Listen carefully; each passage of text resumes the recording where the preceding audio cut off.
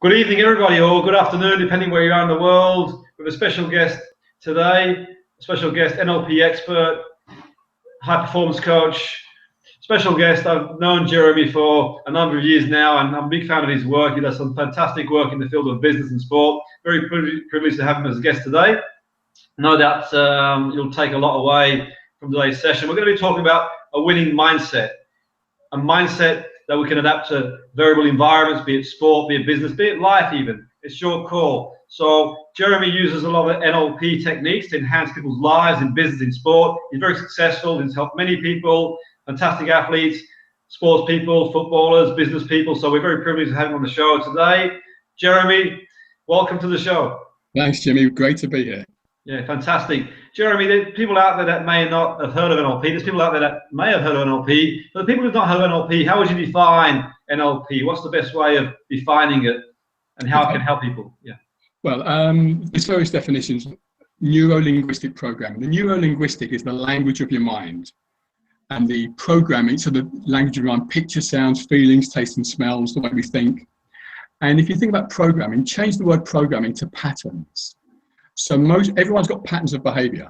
Most of our patterns are really useful, and occasionally people have patterns of behavior which aren't useful. It could be, for example, getting nervous before a presentation or an interview or an exam. It could be getting upset if your boss asks you too many questions, anything like that. So if people have patterns of behavior which aren't useful, NLP's got a series of techniques and tools that can help people to change those patterns so they're more useful, and therefore to help people to get more of what they want and less of what they don't want.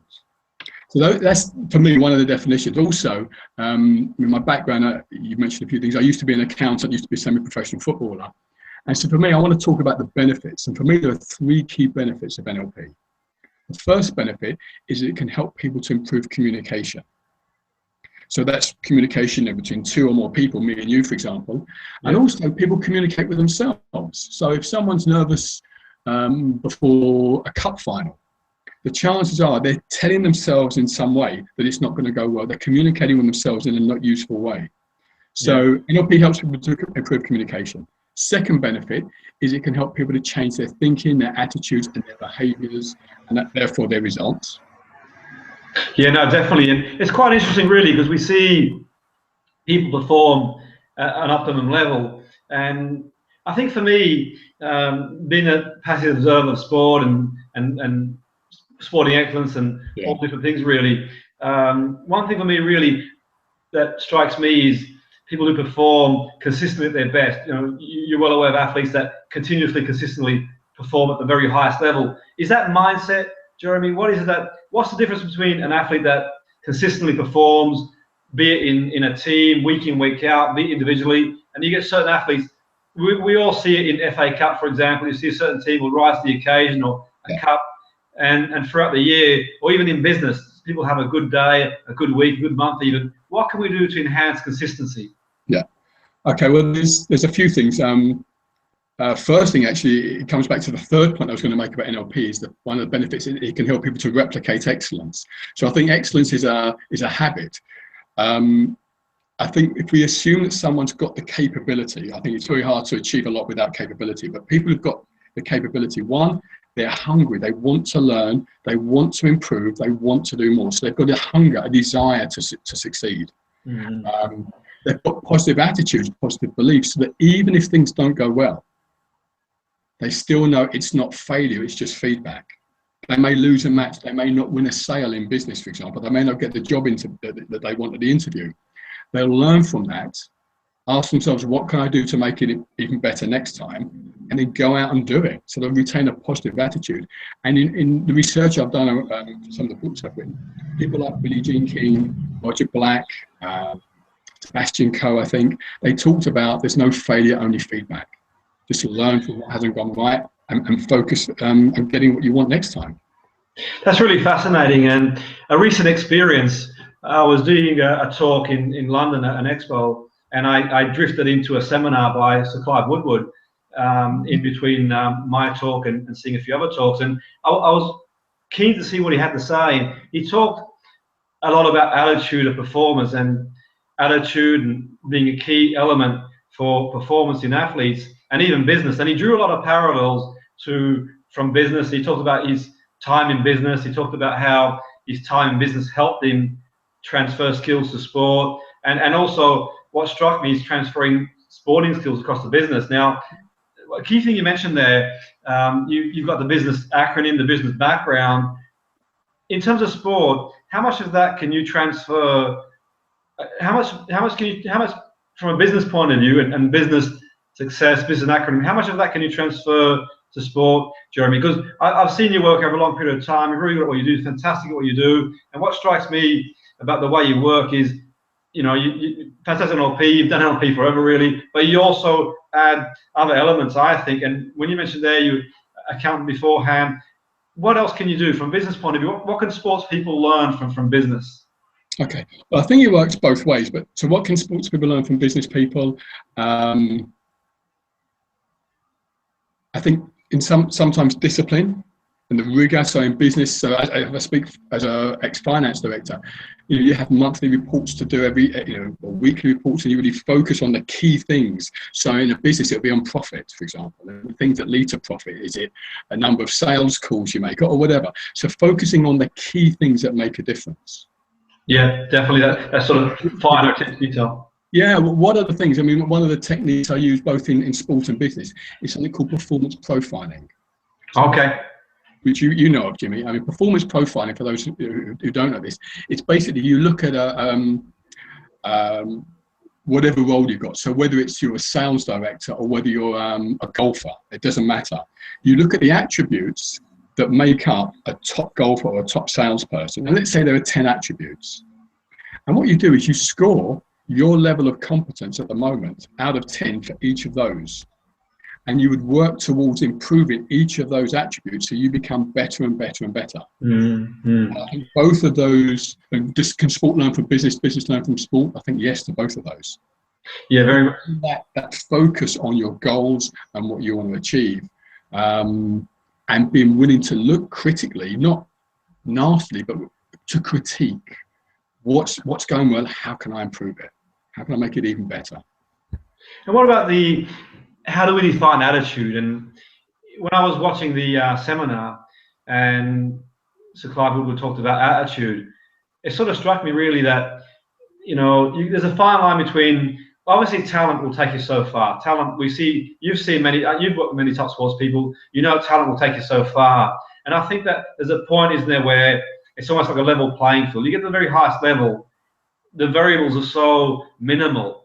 How would you define attitude, Jeremy? What can people do in terms of attitude, and how can they affect that? How can they build a positive mindset, an attitude, a winning attitude? How would you define it in an NLP way? Okay, so attitude, I suppose it's about what you believe and what's important to you.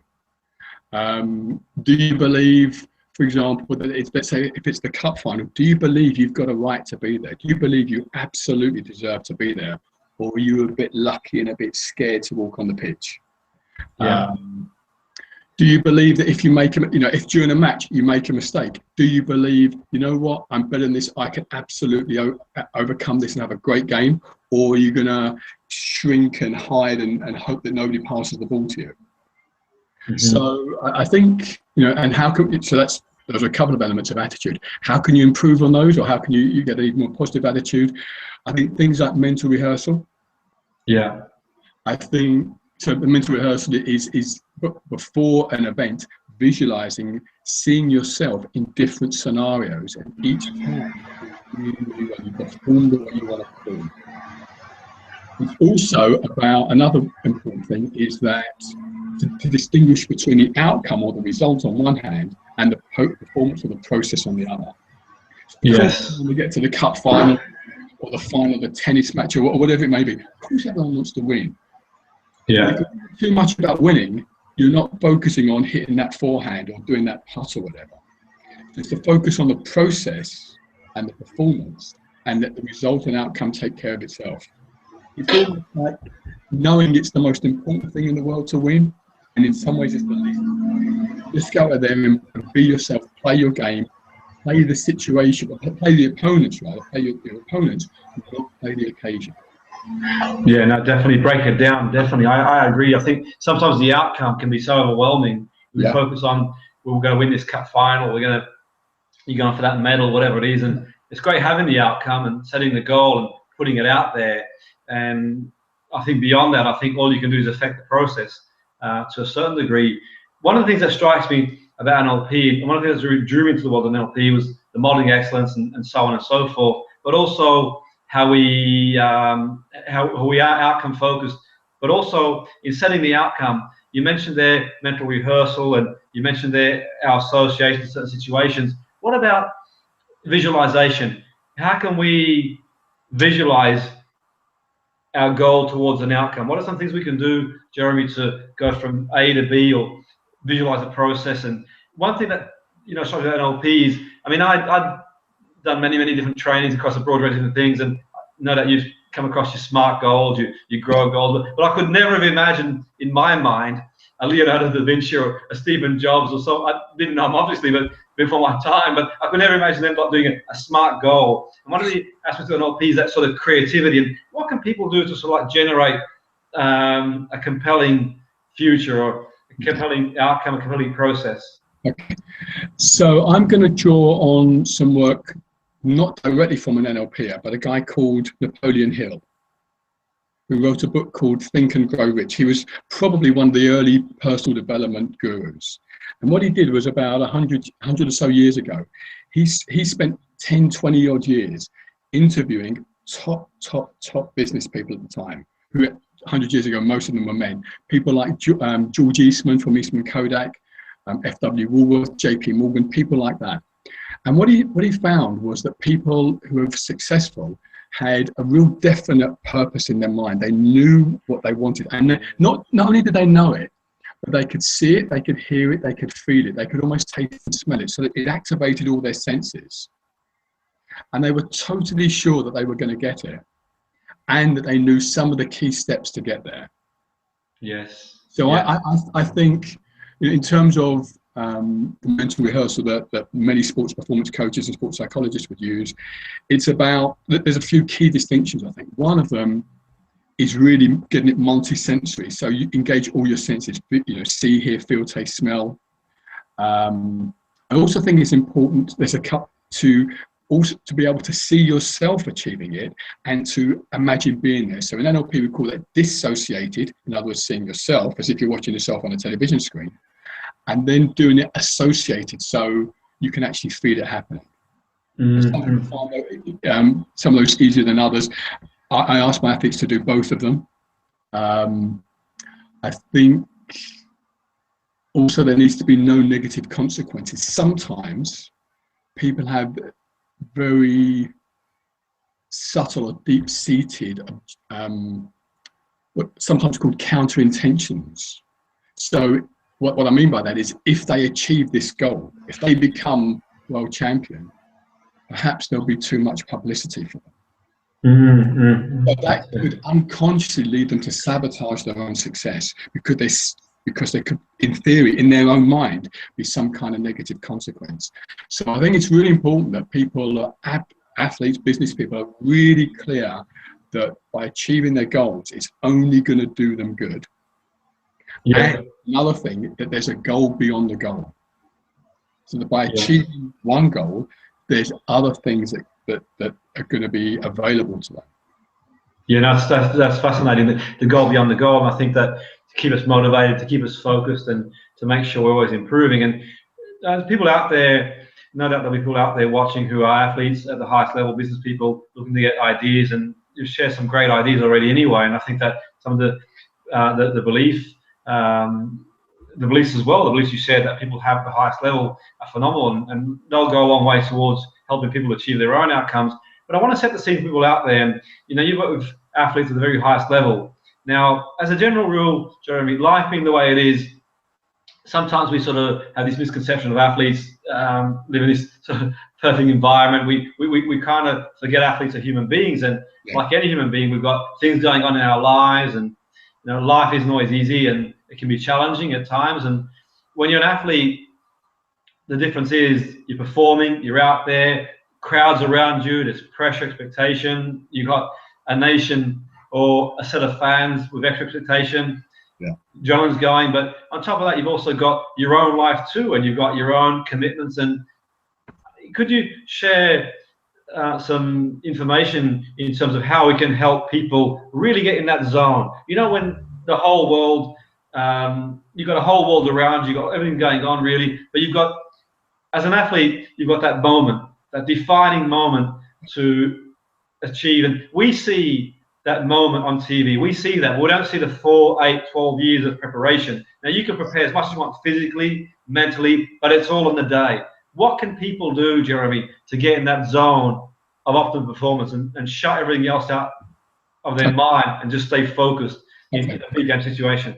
Okay, so there's a few things. So I mentioned earlier about focusing on the process. So just to focus on what you're doing. So, for example, I work with pistol shooters. I work with the Great Britain pistol shooting team. Yeah. So with pistol shooting, if you can imagine the bullseye, it's 10 meters away. The bullseye is roughly the size of my little fingernail, 10 meters away. And so the amount of focus that's needed to hit the bullseye, they're expected to score 10 pretty much every single time. Now, if they're thinking about the crowd, the medal, or what the person next to them is shooting, that's not going to work. They won't be able to be effective.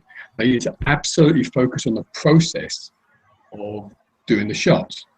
The same in golf, the same in football, tennis. It's just to be really present and to just be there. The fact that there may be 500 million people watching is incidental. At that moment, it's them, the tennis racket and the ball, or the pistol, or the whatever sport it may be. It's about focusing on what they're doing at the moment. There's a couple of things they could do, Jimmy, and you know this from NLP.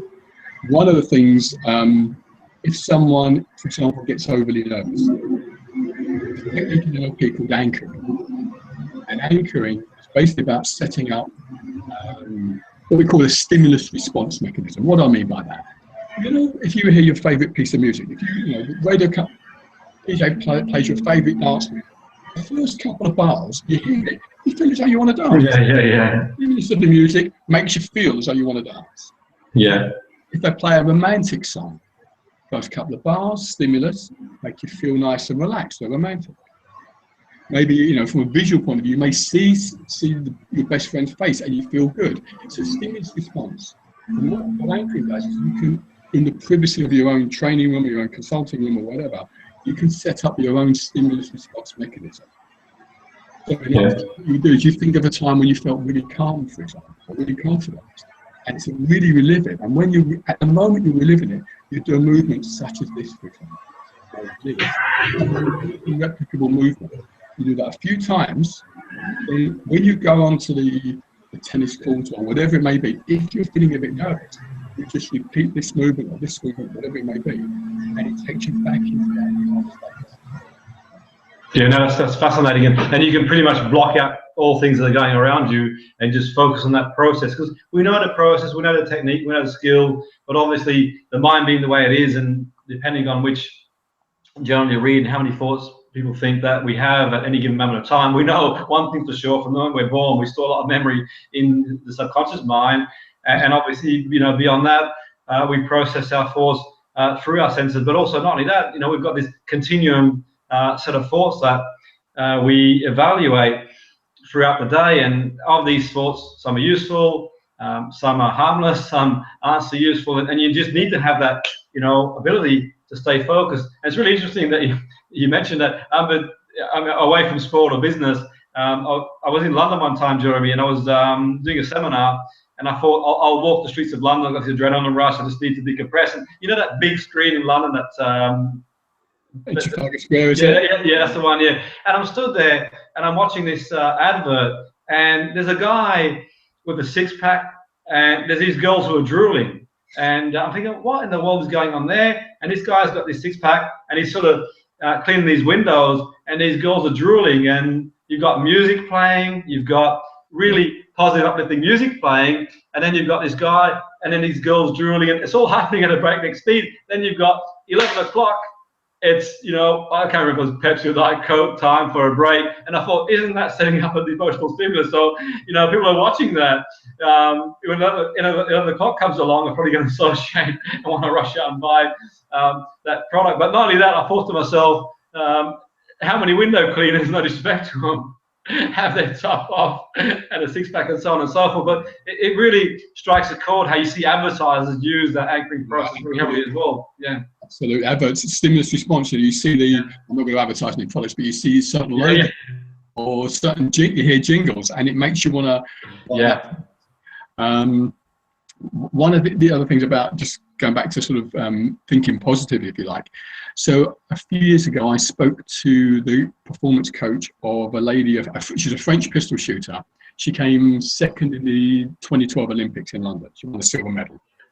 And he was saying that, firstly, she allows herself to have a bad shot. Okay, that's really interesting. A bad shot, it's okay. So she's not beating herself up. Secondly, if she happens to have negative thoughts come into her mind, rather than try and push them away and have a little battle with herself, she can just let those thoughts come in and go out. Or it's just a thought. So it's sometimes being able to stand back and observe yourself having the thoughts of nerves. Yeah. Can be useful. You say, oh, there I am. Oh, look, isn't that great? You know, Jeremy's having the thoughts about being nervous. Okay, now what am I going to do with this shot or this putt or this whatever it may be? That's really fascinating, and I think that our brain being the way it is, and we sort of recognise and process threats. We get the amygdala reaction, fight, flight, freeze, and it's quite fascinating. We've got this sort of primal brain in this modern world, and the modern world of business. It's not easy. It can be demanding, no doubt. You know, it's you know, we're out there. It's very competitive, and we know these days it's become even more competitive than it used to be. It's an open market. Anyone anywhere in the world can pretty much set up a business and reach a global audience. And you know, the market is you know, more difficult really in that sense, and you know, pressure on people. So from a business point of view, Jeremy, from a business point of view, can we transfer some of these skills that you do in sport at the very highest level? So you've got a business person. In any given day, a business person might do a presentation, they might have a meeting, they might have a deadline, you've got emails to pick up on, you've got so many things that are going on really that are going to stimulate your mind, and certainly your mind's going to process and see it as potential, you know, potential threat or whatever it might be. And for example, we go back to the outcome. Presentation could mean in someone's mind, am I going to get that deal? Will these people still be employed? And so we've got this primal brain, that fight, flight, freeze. We've got the modern brain that ruminates and processes, and we want to go back to process. Now, from the point of view of you working at the highest level in sport, can we take some of these techniques and help people in business excel to the highest levels? What struck me in business, Jeremy, and what strikes me a lot in business is that people who tend to do the best are the ones who are the most focused. They are driven, they are ambition, but they can sort of channel that emotional intelligence and awareness so effectively that they are always at a level up here. No matter what's going on in their life and what the situation is, they're just on top form all the time. So what can we take from sport from that point of view? Okay, we can take loads. Let me answer your question with a kind of story. Basically, a few years ago, I was doing some work that many people have heard of, Dame Kelly Holmes. She won the Dublin Gold. She's got a charity, the Dame Kelly Holmes Legacy Trust. And I did some work with, at one of her conferences. What happened was, one thing she would do is help elite athletes who were coming towards the end of their career. She would help them transition from being the 24 hours a day, 7 day a week athlete into the next phase of their working life. And a lot of these athletes were thinking, oh my goodness, I've got no business experience. What employer's going to want me? And I asked them what traits, what skills do they have as an elite athlete? And there was a list of, they came up with a list of about 30 or 40 things like being motivated, being determined, being resilient, focused, setting goals, achieving goals, hitting appointments, all of those sorts of attributes, which they took for granted as a top athlete. Now, if I think about most businesses, wouldn't those be useful, working in teams? Resilience is a big thing in the workplace now because people are A lot of people are stressed out because there's so many demands on them. So being Yes. resilient, focused, determined, etc., etc. Bouncing back from mistakes or disappointment, should we say. The presentation didn't go well. Okay, what can we learn? How can we make sure it goes brilliantly next time? Yeah, that's really fascinating you say that. And it reminds me that many years ago, Jeremy, I made the transition from working in sport to business myself. And when I made that transition, one of my first jobs in business, exactly what you said there, I said, what do you want to improve? And literally the director put a list of things in front of me, and I looked at this list and I thought, well, he put a series of KPIs, key performance indicators, in front of me. I thought, well, how do we control these? And he said, well, they are our targets. We've employed you. The goal is for you to help our staff achieve that. And I thought, well, these are significant, but I related that to what you said there. It was an outcome. It's an external process that we can only control, or we can only influence. We can't control. We can't control who buys, who doesn't buy. We can influence. But if we've got a process, we've got the best possible chance. So I thought, you know what? I'm going to put these to one side, and we're going to focus on exactly what you said there. On a scale of 1 to 10, with 10 being high, where are we in determination, in motivation, enthusiasm, gratitude? And if we can get to levels of 8 or 9, or get as close as we can to 10, I said the product is there, then these KPIs will look after themselves. So what I said is let's control intrinsic factors. What we can control is our attitude, our mindset, going into work. If we give our best shot, then things should look after themselves in an ideal world. If not, what you mentioned earlier, we get feedback, we go from there. So I guess my question is that how can we increase motivation? How can we increase confidence? How can we? Because if you've got staff that are confident, motivated, enthusiastic, they'll walk through brick walls. They've got the best chance to succeed. How can we influence those intrinsic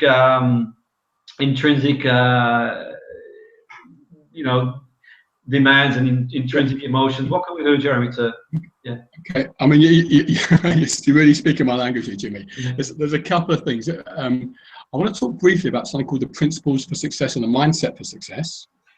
And then I want to talk about engagement and motivation. So briefly, the principles for success and the mindset for success, I think is about recognizing, there are 6 principles for success. 1 is knowing what you want. 2, take action towards getting it. 3, observe, are you on track? Take feedback, are you on track to getting what you want? 4, if you're not getting what you want, be flexible enough to adjust what you're doing or the way you're behaving. 5, keep good relationships with people. We call it rapport in NLP. And 6, have a positive mental attitude. So know what you want, take action, observe, take feedback, be flexible, build great relationships, and have a positive mental attitude.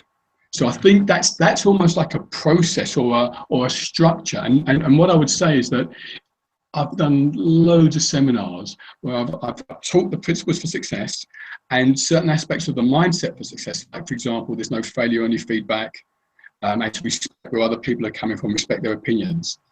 And in every single seminar with every single person, they've said that when they were doing well, they were using these principles without even realizing it. And when things weren't going well, there was something on those out of that list that was missing, which had they known about it at the time would have helped them. So that's like a recipe. And I think having a recipe for success is really useful. And if people want to read up more about this, I've got various publications out there, so people can Google Ahead of the Game, for example. It's a book on sport, or NLP for business success.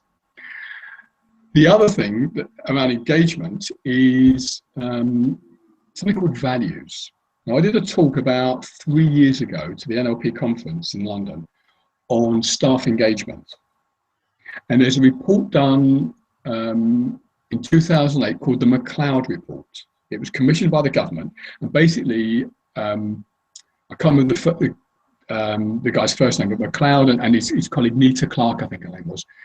They interviewed something like 157 organizations, public sector, private sector, big, small, and across the board, there were certain key things that became apparent. And one of the key things is that employees join organizations but they lead managers.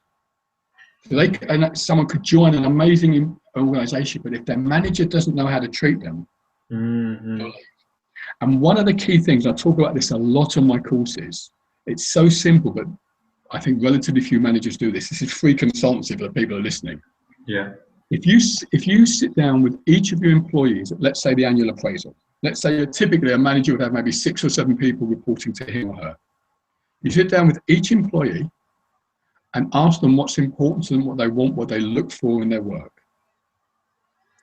In other words, you find out their values, and you'll get answers like respect, recognition, challenge, variety, fun, good teamwork, those sorts of responses. And everyone's different, but those sorts of things. And if you find out what's really important, so they may give you a list of 10 or 12 things, find out the absolutely essentials, the A list and then the B list, things that are not quite as important, but they're still on their list. That takes about 5 minutes. If then for each of those individual values, you find out what they mean by that. So if someone says recognition is important to me, as the manager, you won't know what they mean by recognition. Of course. You may not. Well, you have an idea, but if you ask them, and when you say recognition, what do you mean by that? What would I have to do as your manager so that you felt you were recognized? Yes, of course. So basically, so it takes about 5-10 minutes to get all the values and the ranking. And for each of the values, it maybe takes 5 minutes each to get the level reading. That takes about an hour. Now, if as a manager, you demonstrate to each of your individual employees, you're doing every single thing you can to help your employees get as much of the things on that list as possible. How motivated do you think that member of staff will be? Run for brick walls, definitely. Run every single person. I've done this with probably over 1,000 people. I can't remember, 2,000-3,000, whatever. Every single person says that, and it's simple to do, and it's okay. I know there's some challenges as a manager. You can't always help people get everything they want. I understand that, and I know managers' hands are tied sometimes. It's budgetary constraints. I understand that. I used to be a finance director. What I'm saying is that, and if you look at some of the management studies, some of the things that really are important to people, and not money or whatever, it's the feeling of belonging, or the respect or the recognition of softer skills. I think Hertzberg, a management economist, very well known, came up with a very well-known theory, Hertzberg's theory. He called it the hygiene factor. There's hygiene and above the line. So the hygiene factors are around security and stuff like that. Above the line of the recognition, the reward, the feeling of belonging. Those sorts of things, you've got that right. People want to profit all. And if we bring it back to sport, for example, I know it's very topical. I don't know the detail of what happens at Leicester City Football Club, just from the Premier League in England. But my sense is there's such a feeling of respect amongst each other, the players and the management, that there's a unity there. And I think when there is that focus on the unity, and from what I can tell from the press report, Claudio Ranieri really is on the same wavelength as his players. So whether that's in the sports environment or the workplace, if a manager absolutely knows what his employees want, what's important to them, and does what he or she can to help them achieve it, that's really fascinating. And I think that when you mentioned this principle of success, I actually have in my office, I've got printed out on the wall, and sometimes whenever I have those days where things aren't going the way you want to go, I remind myself, get back there and deliver training, same process. I'll have that somewhere, I can see it.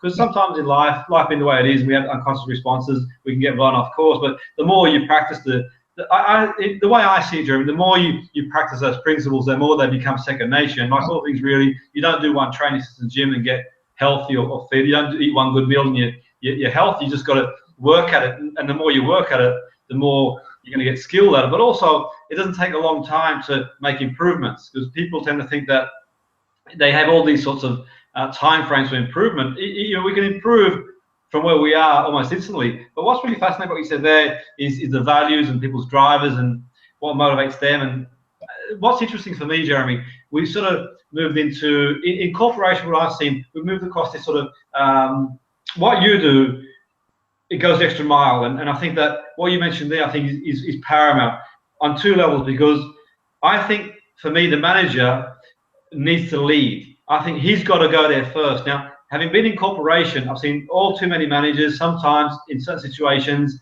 they have these presuppositions and thoughts and beliefs about the staff. They're not motivated, not this, that, the other. I always say, you go there first. If you're a teacher, you go motivations first. If you're a manager, you go there first, and people will look at you and lead. And it's no coincidence that, for example, this is out of sport and business, people will do their own research. Statistically, you know, if the parents are obese, the children have got a much bigger chance of being obese. If the parents smoke, then they've got a bigger chance that the children. I'm not telling people how they shouldn't live their life. It's just using the analogy that in business, it makes a lot of sense. And the example there from what I've seen as well, I don't know, has gone on in Leicester this year. I've been to a few football conferences and heard people say different things, but that's just, you know, speculation. But what strikes me about Ranieri, from what I've seen in his interviews, he, no matter what, he's got this positive mindset. I was watching an interview, and he's been in the game for a long time. He's achieved a degree of success, depending on how we grade success. But no doubt for him, his goal, he said his goal was to win a title. Now, to think all those years, he'd been to all these big clubs all around the world.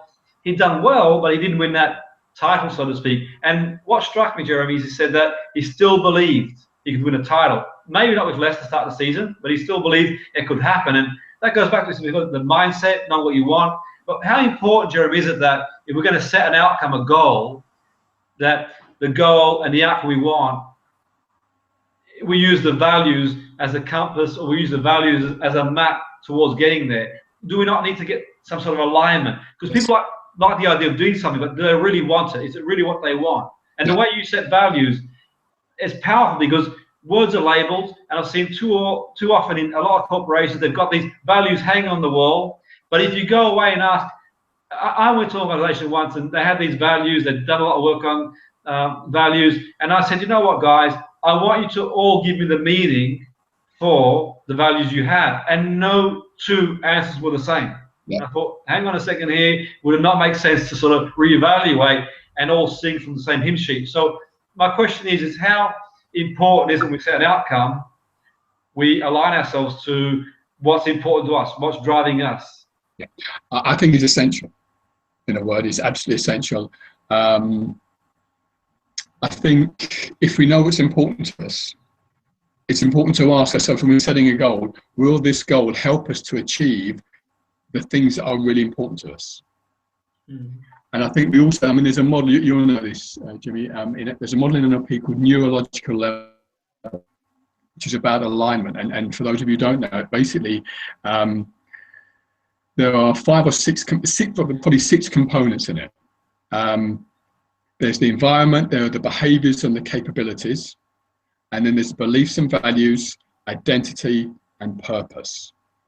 Basically, to the extent that there's an alignment along all of those, you will tend to get more focus and better results.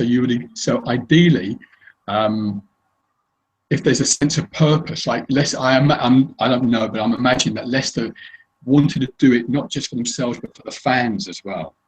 The sense that it wasn't just about the individual players, it was about the team and about the city. The sense of identity, who they are, what's important to them, what do they believe, and then the skills and abilities and behaviour and the environment.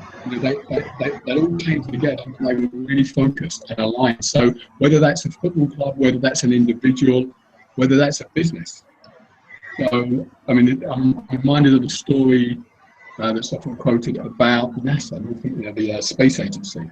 Apparently, John F. Kennedy, JFK, was doing a tour in the 60s and asking people what they were doing. And he went up to a janitor, no disrespect to janitors, but they're not the most senior people in the organisation. He said to the janitor, "Excuse me, sir, what are you doing?" The janitor replied, "Sir, I'm helping to put a man on the moon." So regardless of the hierarchy within that organisation, everyone knew what they were working toward. Yeah.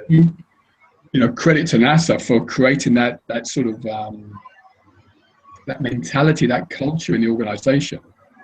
And one of the things I see in many organisations, public and private sector, is that they say one thing, They say one thing's important, so our values, our people are our most important asset. Don't you hear them say that? It's on the wall, it must be true. But in the terms of the behaviours, who they treat their staff, like they're the most important asset. And when there's, and to an extent, there can always be some misalignment. But when there's a significant misalignment, that's when you start getting lack of motivation, lack of staff engagement, high staff turnover, absenteeism, low productivity, etc., etc. Yeah, definitely, for sure. And I think sometimes in certain situations, that's sort of like, I have one of those moments then, epiphanies really, where you see people starting a business, Jeremy, and you know, you're a business, an expert in the field of business. You've helped many businesses, you've helped work some huge organizations. Now, there's people out there that are going to start up, probably in business startup. And what struck me, I just had this thought that when people go into business, they tend to market or promote their product based on what's important to them, what their values are. And I think that there is an element of integrity there. They're passionate, they love their product. You know, I know you love NLP, you live it, you walk it, you talk it, so do I. Yet in saying that, I think there's a sort of fine line between, okay, being passionate and talking about it in a frame that is relevant to us, important to us, but also knowing our customers, our clients, well what do they want? And then promoting a win-win scenario. Because if it's not win-win, obviously the relationship's going to break down. So do you think sometimes certain organizations, people starting a business, they don't sort of take that step back and think, you know what do my customers want? What are their values? You know, how will they value our product? What's important? Do you think there's that sort of element when people start their own business where they're so motivated to the point and passionate where they end up, you know, burning out of steam because not taking that sort of time to think, well, what does my customer want? What do my clients want? Yeah, I think some interesting points. So for people who are starting up a business, and I hold my hands up, I wish I'd have learned this 15 odd years ago. I hold my hands up. I think probably the most important skill in business is marketing. Finding out what your customers want and helping to reach out to them and actually tailor what you do to fit their needs. So I would encourage, just from personal experience of myself and also coaching various entrepreneurs as well, is really to spend some time either learning about marketing or make sure you got a really good marketeer on board. Yeah. Something to be offering brilliant. You could be the best painter and decorator in the world. You could be the best roofer in the world. You could be the best accountant in the world. People don't know what you're doing or know about it, or if you don't offer what they want, you're going to be too much business. Yeah, very much so, definitely. And I think that, you know, that's a great lesson for people out there who are starting up their own business, who are looking to go down that path. And you know, there's some really good practitioners out there. They're great at what they do. You know, be it in therapy, in coaching, in across the board, many disciplines, in personal training and fitness, and they're very passionate at what they do. And you do witness that burnout sometimes because they've got so much passion. And I many years ago, Jeremy, I was talking to a psychologist who was working in football, and we had this really interesting discussion. And at the time, without naming names, there was a football manager who didn't demonstrate a high degree of what people would class as passion for the sidelines, and he came into a little bit of scrutiny. People saying, well, he's not ranting and raving and out there. I guess he had more of that sort of, you know, more of a modern day philosophy in that sense. Not to say that modern day managers don't get up and rant and rave. I've known plenty of those and work with plenty of those myself as well. But I said to the psychologist, I said, you know what? The average fan on the street, with no disrespect, they know the game. Fans know the game. You know, they do know the game. But obviously, fans have got jobs, they've got lives, everything else that goes with it. But the average fan is very passionate. Would they be the first person to run the actual football club? Possibly not, based on qualification, experience, and understanding of team dynamics. So I think that, you know, we talk about passion being important, motivation, but equally, I think what for me is crucial is to channel that into a strategy. Yes. What I love about NLP is what you mentioned earlier about the modeling excellence. If it's not working and you're not going where you want to go, what are your thoughts on the concept of modeling excellence? What are your thoughts on, you know, finding what works and then adapting it to your own environment? And yeah. Well, my thoughts are it's essential. It's an invaluable tool, and to me, there's two aspects of well, there's many aspects of modeling, but I think of it in two ways. One, it's modeling other people's success. So how does someone else do it? And it doesn't have to be in exactly the same field as yours. So I can't remember the names of the companies, but I can remember reading some kind of a management study a few years ago, where I think it was something like British Airways were finding that there was problems on their, with the baggage handlers, the whole process, and they modelled someone like a transport company. They looked, so okay. In a theory, on one hand, it's a completely different industry, but they looked for commonalities. They looked at the best transport company and looked at how they did the logistics, and then applied some of the key factors to their business. So I think we can look outside and model someone else's excellence, and it doesn't have to be in the same field as us. And secondly, we can model our own excellence. So when we either as individuals or as an organisation or department, when we've been at our best, how have we done that? What have we been thinking? How have we been behaving? If it's a physical thing, if it's a sport, how have we been standing or sitting or whatever? If it's a more cerebral, what have been the thoughts? How have we known when to close a deal? How have we known when to ask more questions? Yeah. So I think if we can be more self-aware and be more curious about other people, then it's, I think, some of the foundations to help us to model excellence, either our own or other people's.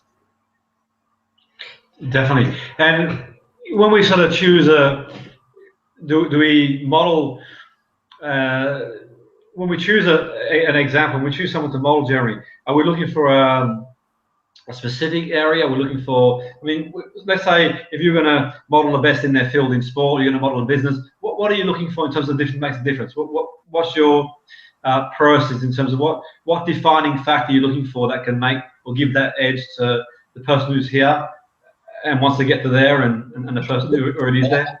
I guess that's what the modelling process is about. Yeah. It's finding out what makes a difference. I think one of the key things when you do what we call modelling or replicating of excellence is firstly to be clear exactly what we want to replicate. Yes. Yeah. And then to find what we call in NLP, inverted commas, model of excellence. So, yes. For example, and it's important to break it down into its relevant components. So I'll give you a business example, I'll give you a sport example. In a business example, someone could be a fantastic salesperson, and we want to model selling.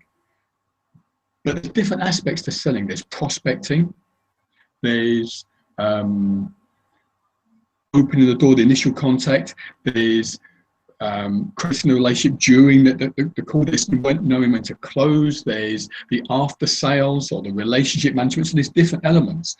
So I think sometimes it's worth breaking down what you want to model into different components. And it may be that one person is brilliant just at getting appointments, and someone else is brilliant at closing deals, and someone else is brilliant at relationship management after the sale. So I think it's important to break down the different skills that you want and actually model each of them individually, because selling is such a big thing or a big process that it may be a bit overwhelming. Similarly with sport, let's take golf.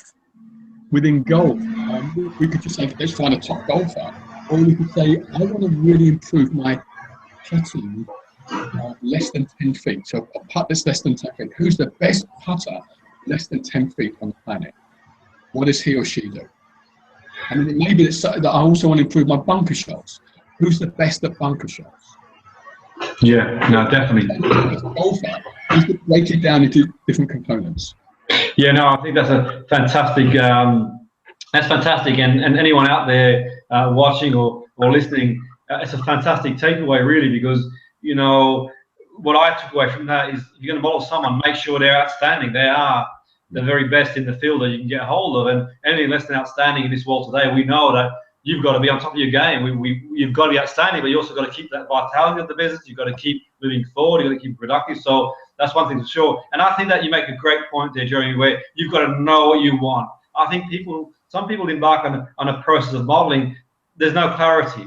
What do I want? What do I want to learn from this person? And that's a fantastic point, because is it putting? Is it in business, is it a process of selling? And the more specific you are in a game of football? Is it passing the ball long or short? Or the more specific you are, and the more examples you've got to meet that criteria, the better place you'll be. And I think that's a fantastic insight into the world of high levels of business, really. And truly, experience is subjective to a certain degree, but we can learn, because people who've gone through a process objectively leave a lot of clues, as we're well aware, and we can take away what we want from these people who leave these clues. And you see it, and you made a great point too, if anyone watching out there, that I took away from that: analyze our own performance. But for some reason, the world that we live in, and certainly my experiences in sports teams in certain situations, we tend to focus on analysing what we didn't do well. Why not focus on what we did do well as well, yes, and do more of it? And that's the great way of putting it. And certainly in companies, organisations, focus on what you're doing really, really well and do more of it. And then obviously what's not going well, model someone who is doing what you want to do and get better. There's a book out there called Strengths Finder, and I think it was written by a guy called I think it's Tim Rath. I can't remember exact name, but it was commissioned by Gallup, who know a lot about research.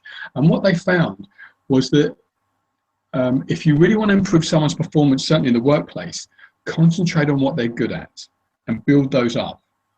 And there's, if you buy the book, if you go online, there's a questionnaire where you can sort of find out what your own strengths are. But it's interesting, there's research, focus on what you're good at. And sure, there may be you may need to bring up some of the areas for improvement to a certain minimum level. What I found in a lot of organizations is that managers want to criticize people for what they're not doing well, rather than what are you doing well, and how can we build it, how can we support you, which of course is going to make you feel better. Jimmy, if someone's saying you're great at this, great at that, let's do more of it, and it'd be good if you could work on this one thing as well, you feel good about yourself. Yeah, I can do that. Very much so. You're bad at this, you're bad at that, you could have done that better. It's rubbish. Exactly. Exactly. My exact sentiments, for sure. And we do see a lot of that, certainly in my experience in sport and in business, and we do see a lot of underperformance, really. All we can ask anyone to do is just give it their role and do the very best they can in any situation. But what's interesting too is we sort of draw towards the end now, and the hour's gone fast, and we could easily talk for the next however many hours, and very fortunate to come on. One of the things that is essential, I think, and some of the work that you've done around values, Jeremy, is some of the best work I've seen, certainly in the field of NLP, and you articulate it really, really well. And I can't emphasize enough for anyone watching this program out there how important it is, because we know that you can teach anybody anything on a behavioral level. We can give people capabilities, but they've got to value it. You can teach someone ICT, but if they don't value it, they're not going to get very far. Yeah. That said, there might be a time that people do fall a bit off course, and we want to arm around shoulder, or we want to do whatever it takes. But knowing their values is one way to drive them forward. And certainly, if you've got staff out there now, imagine a group of staff that are all highly motivated, day in, day out. They're coming to work. They've got their game head on. They're focused. They're confident. They might fluctuate every now and again, but as a team, we're there. We live and die together. We've seen what teams can do. We've seen football this year, a renewed belief and optimism around teams who don't have the best players. They'd be the first to admit they don't have the best players in the sense on paper anyway. They've proved to have the best team, that's for sure. But it proves that, we spend so much time and effort on in recruitment and profiling people. And you give some really powerful examples of how we want to get the best people on board. The attitude being the X factor in the individual we bring on board. Is it important? Do they want it? Are they up for it? Can we motivate these people? And as a manager, I think that it's really inspiring. And anyone watching this today, no doubt will be inspired to think, what? I can turn any situation around, no matter what situation I'm in. What I want to do before we sort of close, you've been kind enough to come on board and share some powerful insights, Jeremy. You've written some best-selling books. I've read your books. They're amazing. I vouch for them. Get out there. Business book, Head of the Game in Sport. Fantastic book. If anyone wants to get in touch with you, or any final thoughts for the last 5 minutes, how can they get in touch with you, and any final thoughts in terms of any final tips you can give people out there to enhance their business and sporting life? Okay, so thank you. I mean, in terms of getting in touch, my website is thelazarus.com. So www.thelazarus.com. I've got one of those names, Jeremy Lazarus, that if people Google me, there aren't too many of us around. So Jeremy Lazarus NLP, I'll be probably #1 there anyway. So go on my website. There's, you mentioned the books are available on my website and Amazon, certainly. They're available in soft and hard copy. On my website, there's a free chapter. In fact, there's 2 free chapters on values. So you go on my website, you don't have to leave your email address if you don't want to. You can download either chapter 13 of Successful NLP or chapter 14 of NLP for Business Success. And both of those chapters talk about values, how to elicit values from someone. To find out if you're a manager or selling, how to find out what's important. So it's completely free, so have a look at that. I also have various ebooks, like short ebooks around communications and values as well. One thing that I was reminded of as you were talking towards the end there, Jimmy, is that on the courses I run, I go through at the start of each course, I talk about the mindset for success and principles for success. And I ask everyone in the audience, and I work with some fairly senior people and some not so senior as well. I ask them, if everyone in their organization operated and adopted the mindset for success and the principles for success, what impact would it make on profitability or efficiency or sales or whatever business measure there is? The smallest number I've ever heard is 15%. That's the smallest. Typically, people say 50, 100%. Now, if I put my accountant's hat back on temporarily, I'm very conservative, and I say, let's say that's 15% is overestimated. Let's say it's only 7.5%. Would it be worth 7.5% additional turnover and or profit and or efficiencies to spend a little bit of time just really embedding the mindset for success and the principles for success in an organization or in a department? I think it would. If you ask most finance directors, most shareholders, would they want a 7.5% increase in turnover or profits? They'd snatch your hand off. So what I would say is, I know you run NLP courses in Manchester and that sort of area, Manchester in England. I run them in London. There are, wherever you are in the world, find a good NLP trainer. He or she will be able to help you, or should be able to help you, to create that sort of mindset amongst your staff. And if it's in sport, amongst your team as well.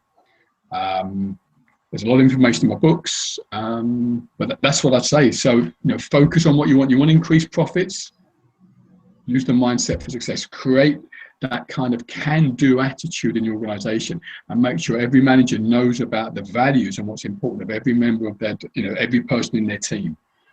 Results will absolutely skyrocket. No, exactly, my exact sentiments. And it's like all things, you may have the desire, you may have the will, you may want to change, yet all that said and done, we know what the unconscious mind is like. It'll just adapt to whatever, really. These are proven strategies. These strategies have been modeled from the best in the business. I think what's really important and significant there is that obviously nothing's a guarantee in life, but we want to give ourselves the best possible chance to succeed, and we don't want to leave it to chance. And people say to me sometimes, Jeremy, well, if they want to change, why can't they do it on their own? Well, people want to drive, but they need a driving instructor, don't they? So in the end, as much as you might want to drive, someone who can facilitate the process. Now, you might learn to drive on your own, that's a given. Eventually, why not invest some money in getting someone who can mentor you and facilitate a process to get there quicker and more efficiently? And the business world these days is getting tougher and tougher. And I think it's very kind to offer that resource, because I can assure you now that resource alone and understanding your values, your drivers, will go a long way towards giving you a more fulfilled life potentially. Because if you're living your values, then you're in alignment with where you want to go. That in itself is phenomenal value, and to offer that free of charge. I urge anyone out there, take the opportunity. It's not very often you get a download like that for free from someone who walks his talks, who's got the ability and the skill that you have in business and sport, and the track record. Because ultimately in the end, it's just the key is learning from people who are there and done it, and who continue to do it, which is key. But the hour's gone really, really quick. It's been a fantastic session, Jeremy. I've really enjoyed it. Get in touch. I would urge anyone out there to get to Jeremy. He's a fantastic NLP expert, one of the best I know in the business, and written best-selling books. And I could go on forever really. But more importantly, he's a great friend. I've known him for a number of years, and I'm sure we'll know and keep in touch for many years to come. Jeremy, thanks again, and thank you out there for watching, and Till next time, all the best.